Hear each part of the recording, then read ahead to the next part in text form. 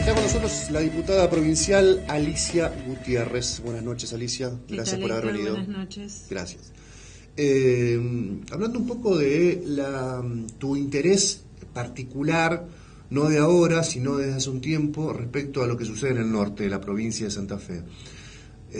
Hubo un hecho, bueno, que tomó estado público, aquí en la capital se abordó bastante, de la detención de un abogado que representa a una familia que está en litigio por unas hectáreas de tierra en el departamento 9 de Julio, que fue detenido este abogado, Iván Bordón, su nombre, y una respuesta del sistema policial judicial que por lo menos despertó varias alertas, ¿no? La causa está en proceso, hay que esperar, hay que ser prudentes, pero por lo menos la primera foto que vimos es una foto muy confusa. Sí, es una foto confusa y además que no es la primera vez que sucede esto con estos productores y con Iván Bordón en particular. Y nosotros en la legislatura nos extrañó, inclusive se salió una manifestación, una declaración de la Cámara de Diputados y un pedido de informes, precisamente porque la fiscal Bustos sabe que está vigente una ley que no se puede desplazar a gente que de una propiedad o de un campo, etcétera, y que esta ley está vigente. Entonces nos llamó la atención que intentaran esto y por otro lado que detuvieran al abogado que representaba a quienes estaban siendo víctimas inclusive se dice que sufrieron apremios tanto estas personas como Iván Bordón. Uh-huh. Lo que uno está acostumbrado a ver y a escuchar, que cuando se presenta un caso desde la fiscalía, distintas fiscalías, en donde hay portación de armas, posible asociación ilícita, una serie de delitos, la audiencia imputativa viene a coronar toda esa investigación y viene a refrendar toda esa investigación. Lo que sorprendió aquí, que a Iván Bordón se lo acusaba de un sinnúmero de delitos, uno imaginaba que en esa audiencia iba a quedar detenido y recuperar la libertad. Así es. Por lo tanto, hay un control jurisdiccional, que es el juez el que termina decidiendo sobre esa situación, que pensaba totalmente distinto a lo actuado por los fiscales. Esto también, ¿no?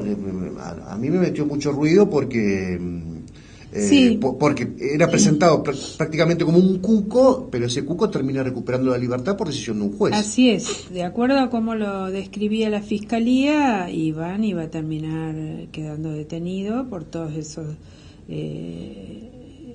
delitos que se le imputaban, pero finalmente no quedó. Y creo que bueno, también en la Cámara y en los diputados y diputadas que nos ocupamos ese día del tema, estamos interesados en seguir muy de cerca este tema, ¿no? Uh-huh. Otro tema que te ocupaste personalmente es el de Rosalía Jara, una joven del norte provincial desaparecida, es la palabra, sí. Está desaparecida. Hace más de un año está un profesor de educación física detenido por esa investigación. En el marco de esa investigación se supo además que es el padre biológico del hijo de Rosalía Jara, y parece una investigación estancada, Alicia, ¿no? Como un pacto. Sí, yo creo que hubo los primeros momentos de esa causa, de la desaparición de Rosalía. Mi opinión es que no hubo una buena investigación, una buena actuación por parte de la Fiscalía, y había quienes estaban involucrados realmente nunca fueron investigados, que era la fuerza policial.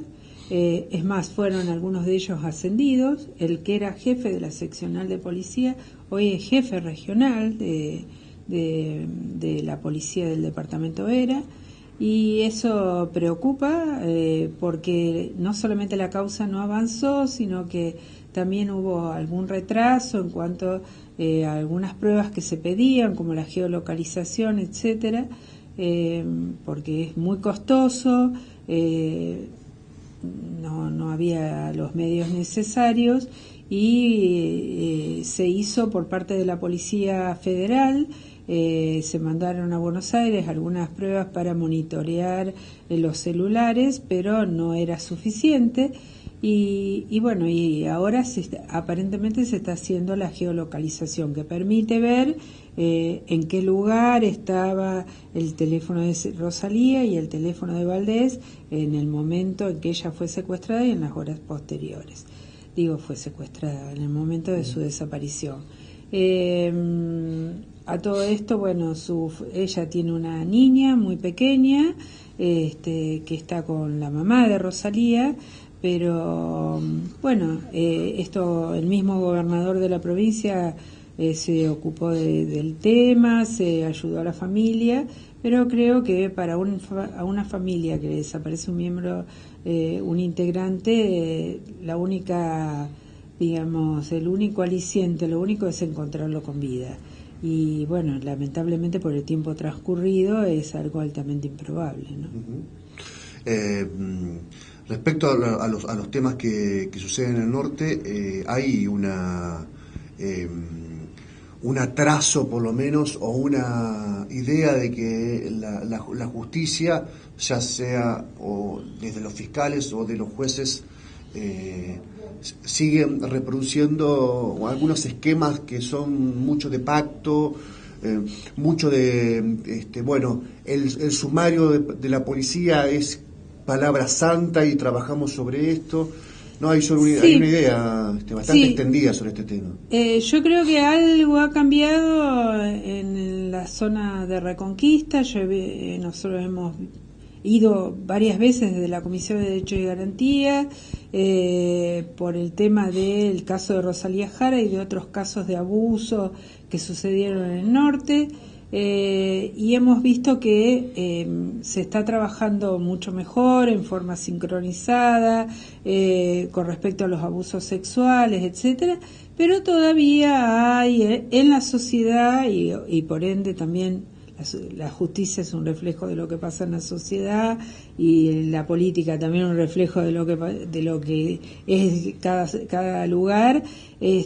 También es una sociedad altamente patriarcal, con conceptos donde, bueno, las niñas pobres están para una cosa y los sectores medios, bueno, es como son las niñas pobres, y si estas niñas son prostituidas o se dedican a determinadas cuestiones, nadie mira, hace como que no existen, y en realidad está sucediendo a la luz del día. Y en Vera, el caso más paradigmático es el de Vivi Sánchez. Bueno, y también en la justicia, sobre todo la justicia de Vera, y la Fiscalía de Vera, en este caso, en el de Rosalía Jara y en otros, nosotros tenemos fuertes críticas para hacer con respecto a la Fiscalía de Vera. Se lo hemos trasladado en numerosas oportunidades, pero bueno, realmente creo que es necesario un cambio cultural muy importante. Se están haciendo transformaciones, el gobierno provincial ha puesto mucho dinero en el norte, en el plan del norte, escuelas, hospitales, etcétera, pero también, bueno, todo esto de lo que yo hablaba del cambio cultural no se produce de un día para otro, cuesta años, y esta mirada y estas comparaciones que uno hace se notan cuando uno compara fiscalías de otros lugares, defensorías de otros lugares, juezas y jueces de otros lugares, tanto provincial como federal, ¿no? El Senado aprobó la ley de cambio de tema, aunque está relacionado también.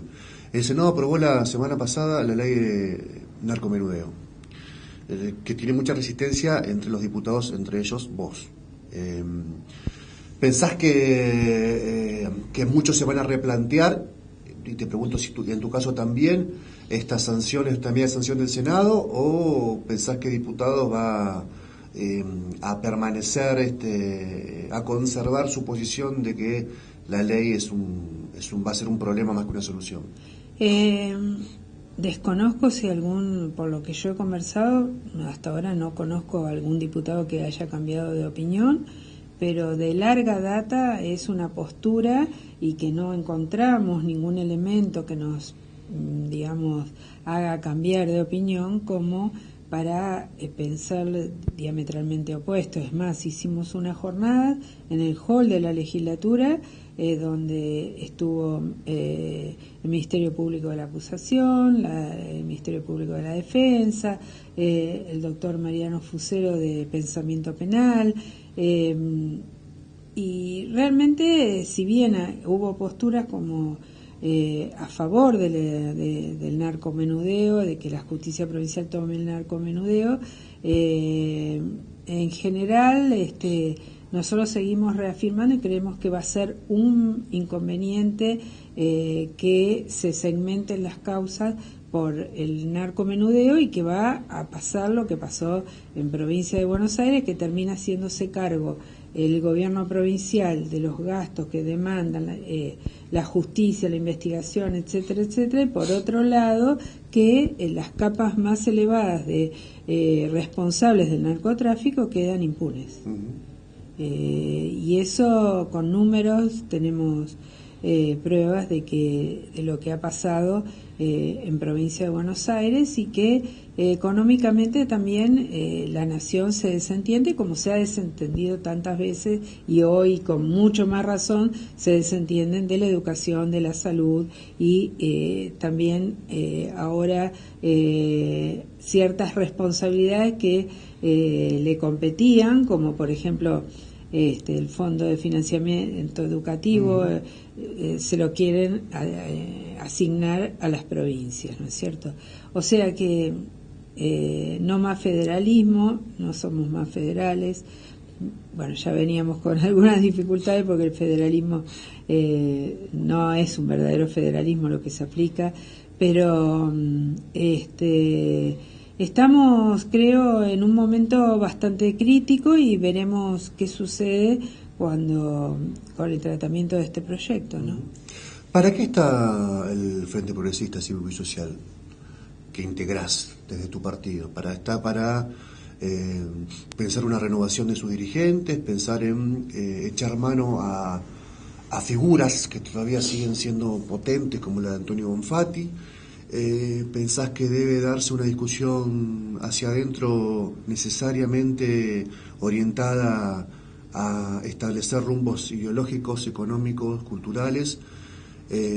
¿Pensás que tiene chance para el 2019? ¿Pensás que tiene chance de la manera en que está constituido ahora? Yo creo que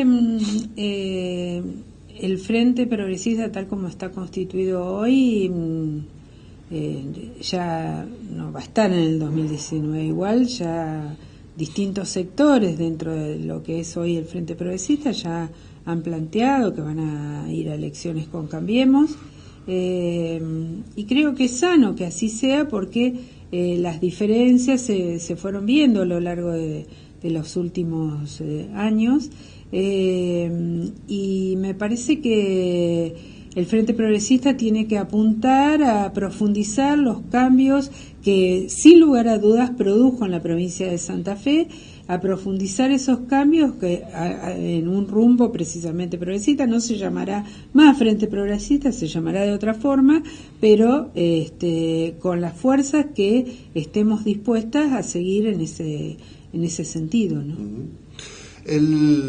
Aclaro, sí. En el sentido de que nosotros no tenemos nada que ver con Cambiemos ni queremos tenerlo. La semana pasada, te cambio de tema por un segundo. La semana pasada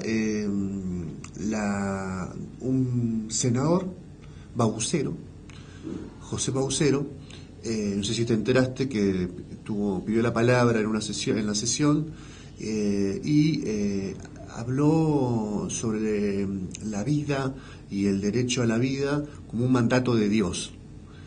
Y Miguel González, el senador por el departamento de la capital, colocó en esa discusión algunos argumentos más racionales como la vida o la muerte de una mujer que decide hacerse un aborto. ¿No te sorprende que personas con una responsabilidad tan grande puedan seguir como un senador, y no que esto no significa tener algo personal con Baucero, pero sigan teniendo este tipo de reflexiones desde un lugar institucional, cuando se están discutiendo temas profundísimos, sobre todo para las mujeres. Bueno, no es la primera vez del senador Baucero, ni tampoco de su esposa, que fue en su momento diputada y que fue compañera de bancada, compañera dentro del ámbito de la Cámara de Diputados, donde sistemáticamente presentaba el proyecto del Día del Niño por Nacer, y sistemáticamente nosotros lográbamos desechar que no se tratara de ese tema. Creo que es una postura religiosa que se lleva al ámbito político y sobre todo a un tema que tiene que ver con la salud pública. Acá no estamos hablando de un tema religioso, estamos hablando de un tema de salud pública y que debe resolverse. Ni los obispos, ni los pastores, ni nadie va a decidir sobre eso, van a decidir las diputadas y los diputados, y creo que el Estado debe prescindir de una religión oficial. Nuestra Constitución está muy atrasada en ese sentido, es una de las pocas que todavía conserva, creo que es el artículo 7, que dice que la religión católica apostólica romana es la religión oficial, y realmente me parece que se debe prescindir no solamente de la Iglesia Católica, de todas las religiones. Es algo de lo privado, del orden de lo privado, y el Estado debe ser un Estado laico, un Estado que permita la práctica de todas las religiones, pero también de aquellos que no practican ninguna religión. Nadie obliga a nadie a practicar una ni a no practicarla. Y en eso lo mismo con respecto a la educación, a la salud, y a no inmiscuirse la Iglesia Católica en los temas que tienen que ver con la salud pública, con el Estado, la educación también, ¿no? Uh-huh.